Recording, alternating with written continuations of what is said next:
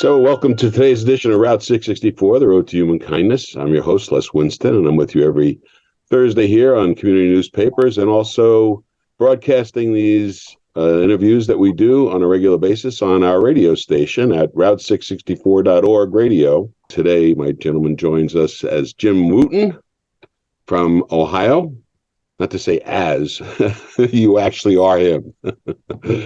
So, how are you? Good to see you, Jim. Really great, Les. Thank you for having me on. I appreciate it. Jim is an author, has written a book about real estate transactions and giving to charity. Jim, when did you start working seriously with real estate gifts? I've been in real estate business for just commercial only for about 40 years. But about 25 years ago, I read a book by Barry Kay called Die Rich and Tax Free. Yes. The book is still available on Amazon. I saw it the other day. And anyway, he had this great 50 ways of doing charitable gift annuities and all kind of trusts. And, he liked lifetime income for people. And I was interested in it because I had my degree at Ohio State University was in risk management, even though my whole career has been real estate. Oh, I still have a life insurance license, and I do a couple of policies a year. But anyway, I'm a PK. I'm a preacher's kid, so I always had a heart for the ministry and ways of helping people get started in it. And I wondered, as a commercial real estate broker, I wonder if there's a way to make a specialty out of that. Because how often does a church sell? Once every decade, once every century, sometimes. They don't move that fast. But, in a market like Columbus, Ohio, you got over 1 million people in our region. Yeah. I think in the radio world, we're 38th or 40th market. So it's a pretty good sized market. And there's not a lot of transactions, but when there's only one person doing them, it's enough. So I started to work on it. And, I have to say that one time I went to a sheriff's, it's like a sheriff's sale for back taxes. I was going to bid on about a dozen properties. I didn't have enough money to buy all of them. So I asked a friend of mine who owned an auto parts store in Napa. And I said, hey, Charlie, why don't you back me on this? I'm going to go to the sheriff's sale and bid on all these properties. And anyway, he said, sure, go ahead, back it. Bid whatever you want. I'll back you on it, and we'll split the profit. So I bought 8 properties, and one of them was kind of in a tough neighborhood. And it was on a main street in Columbus, near downtown. But, it's like if you know something about city demographics, you have the central business district. Yep, big tall buildings, state legislature is right here, state house. And then the next concentric circle is not so nice. It's for the stuff that was built in the 1850s. Anyway, that's where this was. But it was on a main street. Okay. So I was driving down there one day and I looked at that lot. I couldn't sell it. I had no market for it. And I said, Lord, what do you want me to do with this lot? I can't sell it. Mm-hmm. So the very next building said Missionary Baptist Church. I said, okay, I'll take a look here. I made 4 right turns. I parked in front of the church, and knocked on the door. And I said to the pastor, I said, what are you doing for parking here at your church? I don't see any parking. He said, well, we don't have any parking. We're parking on the street at the meters, and it's a problem. Mm-hmm. I said, well, let me talk to my partner. Maybe we can do something about your parking. So I called him up. I said, hey, Charlie, we got this lot next to the church. We can't sell it, and they don't have any parking. Let's donate it to them. He said, okay, yeah, do that. So I thought, great. And I knew there was some kind of tax write-off for a charitable donation. Right. And this is kind of how it started. You asked me how it started. This is how it started. Well, that's so I went to the court. Story. Yeah. So tell me a little bit about when you did that, you discovered all of the benefits of real estate gifts? Right. I did, but slowly. I went to the courthouse. I looked at the map. I knew there was some kind of write-off. I didn't know the rules that you're talking about at that time. Right. And so anyway, but to get to the philanthropy. Yeah. I'm sorry. I wanted to ask you, did you have to get a bona fide tax appraisal for that real estate? Yes, you're supposed to. Yes, you have to. That Yes. is the IRS rule. And it Right. has to be independent, and it has to be qualified and experienced in this particular type of property. So if Right. you have a warehouse, if you have an office building, you have urban land or you have farmland, it has to be someone who's experienced. I've seen some tax court cases now that I've become somewhat of an expert on this. Yeah. I Well. know that it's Yeah. possible to not have it deductible. They can Yes. deny the deduction for a number of reasons, and Yeah. that's one of them. Yeah. Okay. And Ours the other wasn't one, deductible. so let me ask you this: did you have a complete history of that property going back a long time, or did you have to do an environmental study to figure out whether or not did the church ask for environmental study or anything like that on the property? They didn't. I would say, 25 years ago, that was 1978 is when they started enforcing all these rules. I see. Okay. Yeah. And it was kind of new. And no, they did not do an environmental study. But today, yes, it's very high on everybody's alert list, and they will do it. Or, I think sometimes it depends on the prior usage, you know. But an Right. environmental phase one study does study the history. Sometimes I just did one with a Rite Aid pharmacy, Hmm. and sure enough, it was a dry cleaner, which is worse than gasoline and oil Yeah. because you have perchlorethylene that has like a half-life of 500 years. Right. So it's never going away. And Right. you have to dig it up. You have to take it to a landfill, sometimes in another state, and bury it 300 feet deep. I mean, perchlorethylene is not going to get cured. There's only one way to cure it, and that's take it away. Yeah. So, So yes, that when they have an environmental problem, the nonprofit organization in that case that you were dealing with, they were going to use it as a parking lot. So it wouldn't be as important for in other situations where they were going to be building on it or using it to yeah, construct. So when you got your tax deduction, you got a full tax deduction because you made it an entire gift of the property. exactly. If you have it over 12 months, if you flip it, you don't get that. Or Mhm. if you're in the flip business, you don't get it. If you're a dealer, if you buy 13 acres and make 13 lots out of it and start giving them, you give it away. I don't care if it's 1 year or 10 years.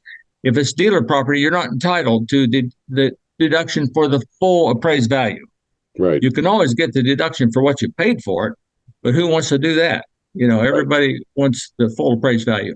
And So, today, with capital gain, with the fact that we have so much inflation today, people's properties value, people property value, their property values will go up commensurate with inflation, but not necessarily the income.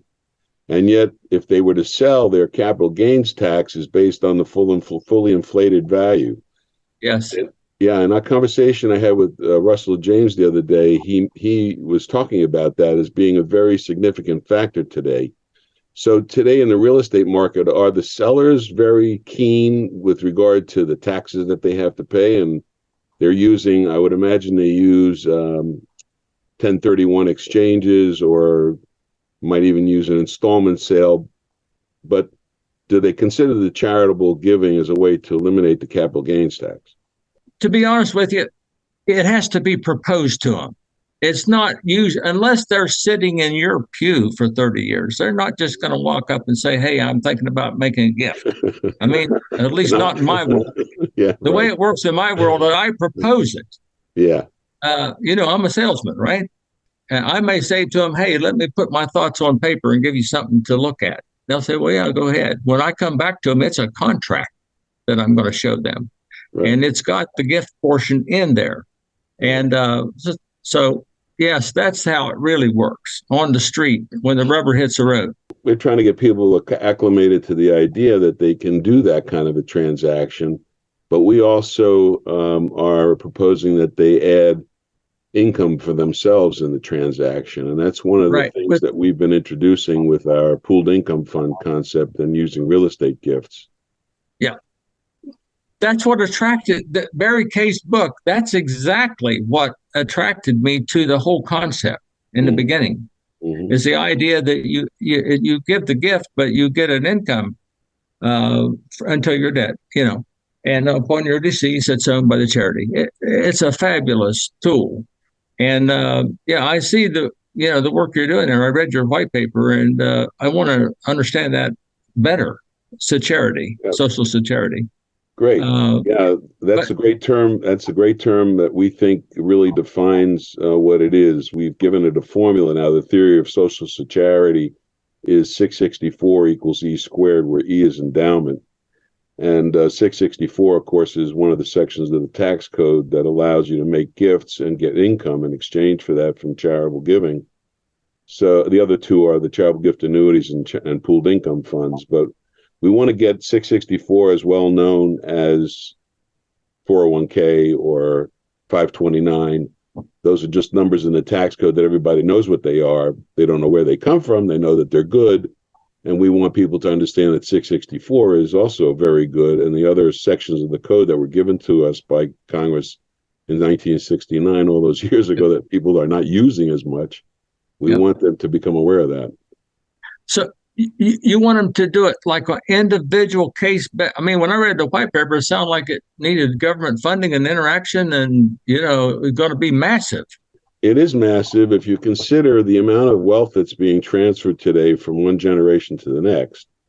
It's it's a huge number. It's anywhere from 59 trillion to 188 trillion, depending on whether or not they're going to continue the same kind of exclusions for estate taxes. But there's going to be a huge wealth transfer, and that wealth transfer has to be dealt with. We need to get the public aware that this exists, and therefore it's sanctioned. They don't have to ask about it. They think about it the same way as a 401k. They know that if you take money for a 401k, that it's a good thing. Well, the same thing's true here. People need to know that they can contribute to charity with non-cash assets like real estate, and that they can get a sizable tax deduction. They can avoid taxes, which is a good thing. And they also get the opportunity to create a lifetime income, which is their endowment. And they'll endow themselves, which is the first endowment, and then eventually they'll endow the community with the second endowment. So that's why we call it 664 equals E squared. But we want the real estate industry to help promote the idea that this is a very real method of making a transaction where you're exchanging real estate for something else. In the 1031, they're doing it for another piece of real estate. What comes to mind is the stream of payments. Is that going to be like reinsured with an insurance company to make the payments every month for the charity? I mean, there's a charity that has to be agreeing to make the payments. There's two ways. It could be a charity using a charitable gift annuity or a pooled income fund, or it can be the individual using a 664 trust, a charitable remainder trust. The question is what the individual needs. If the individual is going to live in the property, then you're looking at charitable gift annuities, or you're looking at selling it and then having a life estate agreement with the buyer. Using a charitable intermediary allows the individual to make the exchange from owning real estate to having a capital asset that's producing income. The capital asset is owned by the charity, but the income is still very good. So if you look at the transaction, if you've eliminated the capital gains tax on the transaction, the whole amount gets invested, and you also get a sizable tax deduction. And that's one of the things that's valuable in looking at the three different types of plans, because pooled income funds have tax deductions even going down to 30-year-olds. So there's not the restriction of being over 55 that you have with the charitable gift annuities or even with the charitable remainder trust, because they won't qualify. But a pooled income fund gives an individual an opportunity to do it down to lower ages. So if we combine that with the idea that real estate is one of the major holdings of most people, and depending on where they are in their life game, if there's someone who owns a home, has no mortgage, it's a pretty big asset that's tied up in the home, and they can use that in a way that's similar to a reverse mortgage, but in some ways better, because with a reverse mortgage, you're going to get a tax deduction. With a reverse mortgage, you got other issues. And at the end of the day, if there's nobody else that the house is to be left to, then it would go to the nonprofit organization at the end of the day when the income beneficiary finally passes. So, I'm sorry, go ahead. I'm just, and which charity? I mean, is this charity that they nominate, or is it the pooled income fund? Well, they would do it. They would do it through a pooled income, through a donor advised fund. Okay. And the donor advised fund would be there for them to have their children, distribute into the community, or their grandchildren or great grandchildren. They can leave it forever and create a very significant legacy in the community. But if you take the reason why it looks like it's a huge goal. What we're trying to say is if you read white paper, and we invite anybody, if you want to look at the white paper, you can find it at socialcharity.org, socialcharity.org. You'll see what our concept is, that if we can increase the amount of charitable wealth in the country, for the government to be contributing to non-governmental organizations is an oxymoron. And unfortunately, a lot of nonprofit organizations have become reliant on government for their grants. And that's a problem, and it's backwards. The government gives you a tax deduction for making charitable gifts. So you pay the tax to the government makes the charitable gift? That doesn't make any sense. So we're saying that if we can increase the charitable wealth in the country and endow nonprofits by community, we can create a more favorably taxed condition, but also hope to lower the national debt. And there's no reason why we shouldn't have $30 trillion in endowment. That will throw off $1 trillion a year in income at 33%. 3.3%, and that's not an unrealistic goal. And if you take $1 trillion away from the government's giving, you can see where you can reduce the deficit spending. So that's the overall concept. And real estate, we think, plays a very big role. So real estate folks like yourself who understand this process are very valuable to the public, and people need to know who you are. And we would like you to become more familiar with what we're doing with regard to the income streams and producing the income streams. And then we have our listing of advisors who are savvy and professional philanthropic advisors. And I consider people who know how to use real estate gifts and make real estate gifts in that category. So we would like to have you listed on our roster of professional philanthropic advisors, so the public can find you and utilize you when they have a real estate transaction and they think that it might be tax savvy for them to not have to pay the capital gains tax and get the income and get a tax deduction. It kind of was like a no-brainer for most people. When you tell them that, they go, I didn't even know that existed. How come my accountant never told me about this? And they look at you with that deer in the headlight look, is this something I got to be afraid of? Well, we don't want them to be thinking that way, because it's not necessary. Congress gave us this just like they gave us Social Security, and just like they gave us the 401k, and they gave us other ways of doing these things. This is one of them, and unfortunately, most people don't know about it. So we hope that you'll share it. Yep, I agree. I would like to. And the 664 is just it's an Internal Revenue Code section, and it's to be used. And right. I was just with a CPA on Saturday and talking about 1031, and he would be a perfect candidate. He's got one client that has an offer for $13 million for his land, and he doesn't know whether he should take it because of the tax implications. And he's a CPA, but I don't think he's ever talked about 664. Yeah, no, see that.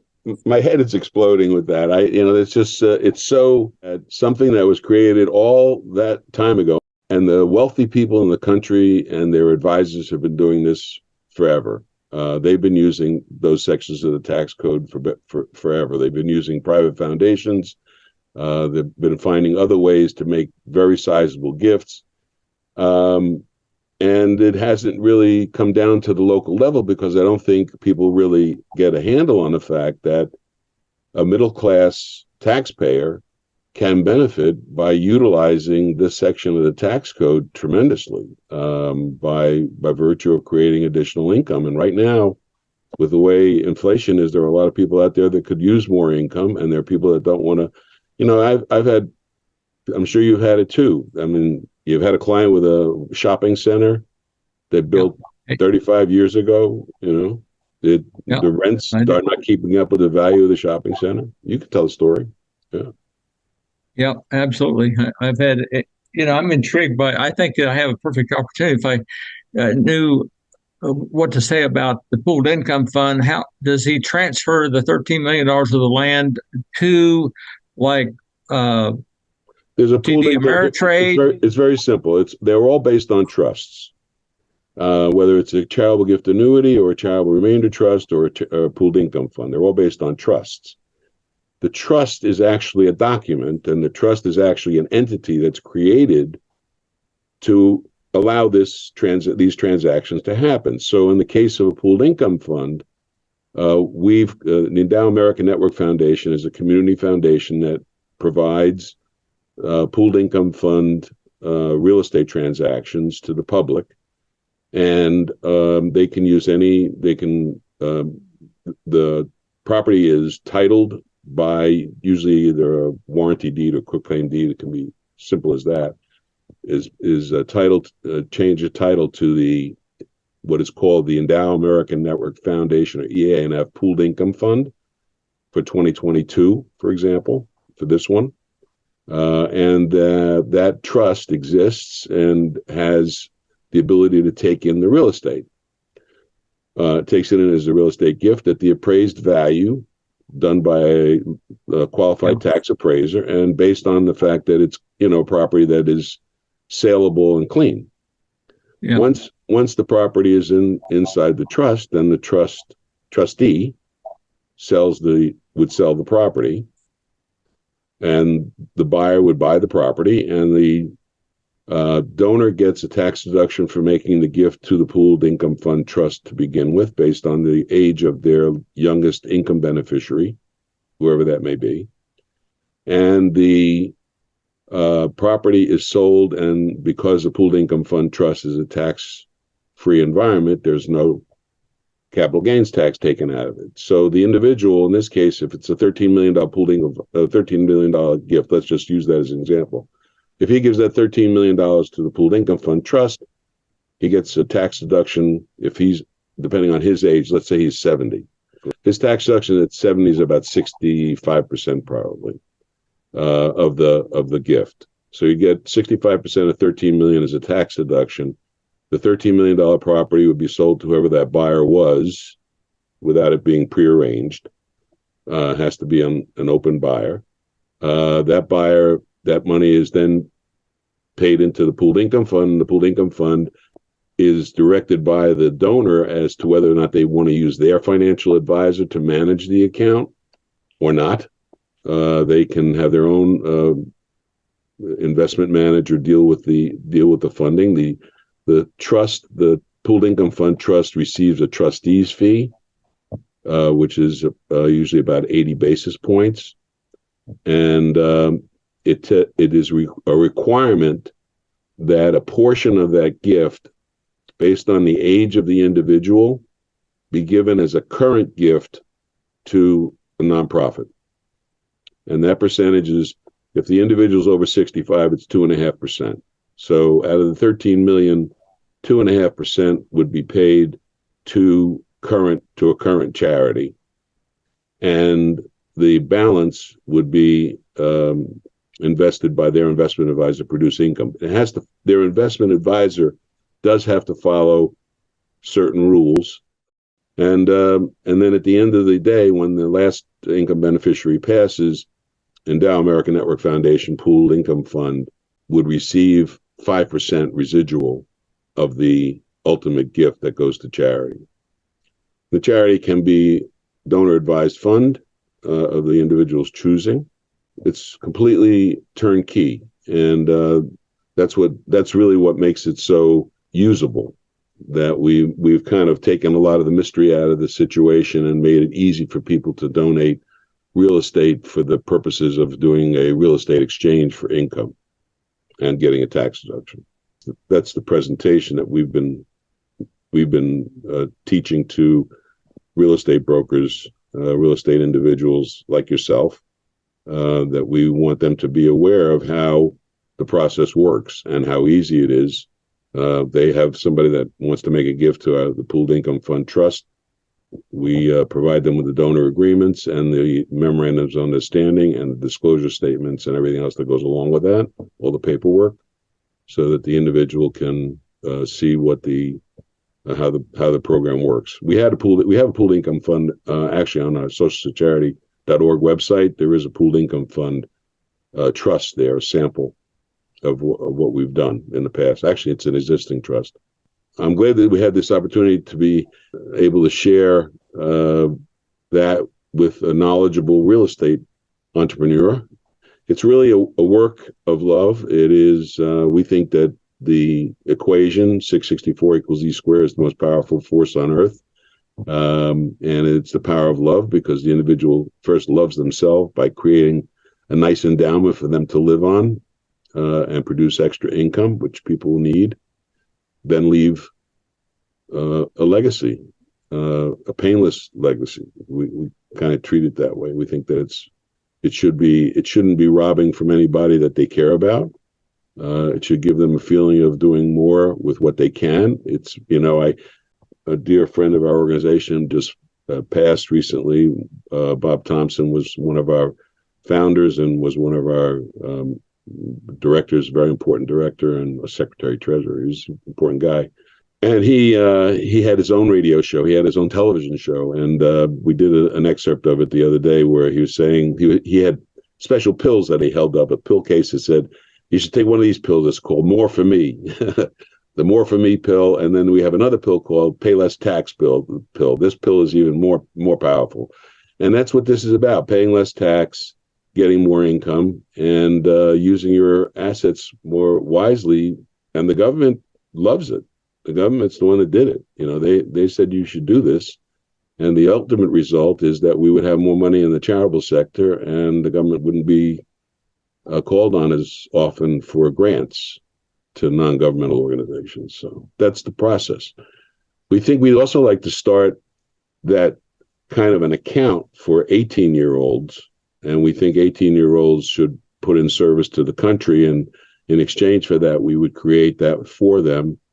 And they would be able to get service to the country and get some college degrees, college credits, and or learn skills, but always in service to the country, at least for 2 years, by doing that. Because service to the country at age 18, if you're going to be in service at age 18, you don't have as much anxiety about where you're going, what are you going to do, what am I going to be when I grow up?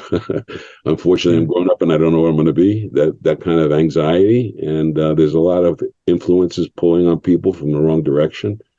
And we want people to think like you think, where you have something you can give to somebody that will help them. It's not benefiting you anymore as much as it could. So you make a gift of land to a religious organization that makes you feel good too, I'm sure. And I will tell you, there's proof that people live longer when they're generous. So being generous and using a section of the tax code that's available is it's really like falling off a log, and should be as simple as that in the future. So help us share this story. I appreciate it so much, and I've learned just by hearing you explain it here today, and I want to learn some more about it. I definitely want to take a look at the documents area that you say are on the socialsecurity.org website. You can see that the income that comes to them the percentage might be less than just buying a commercial annuity. It might be, say, 4% instead of 5%, something like that. But it's a bigger amount because the tax is not paid first. If they have $13 million, they might only have maybe $10 million left. But by doing it this way, they have the whole $13 million is going to work for them. Right. And these, just so you're aware, these pooled income funds are what are called total return funds, where they allow the individual to receive all the dividends, all the interest, all of the net realized short-term capital gains, and 50% of all the net realized long-term capital gains. So it's not like they don't have an opportunity to actually similarly invest to what they're doing anyway. People who are investing money today, not necessarily investing all of it in annuities, or they're not investing all of it in insurance, or they're not investing all of it in mutual funds. There are a lot of managed accounts out there, and managed accounts are a little bit freer to do what they want. The point is that they can do everything except certain things. They can't use margin, and they can't use non-tax-free instruments. But other than that, they can do whatever whatever they're doing now, they can do there if they want their financial advisor to do that for them. But we do screen that. We want to make sure that they're qualified, that they understand. So I'd like to be on your list. Yeah. Okay. And we're gonna let's communicate, and I'll share more with you, and you take a look at the website. Okay, will do. And thank you for making this possible. Thanks for joining us this morning on Route 64, the road to human kindness. It's an interesting opportunity for me to share what we're doing with somebody who understands what we're doing. You ever just want to tune out the world and relax? Then you've come to the right place. At Route664.org, we've got great music that will keep you entertained for hours and uplifting conversation that will make you feel good about yourself and the world. So come on in and take a load off. We won't judge here. Route664.org.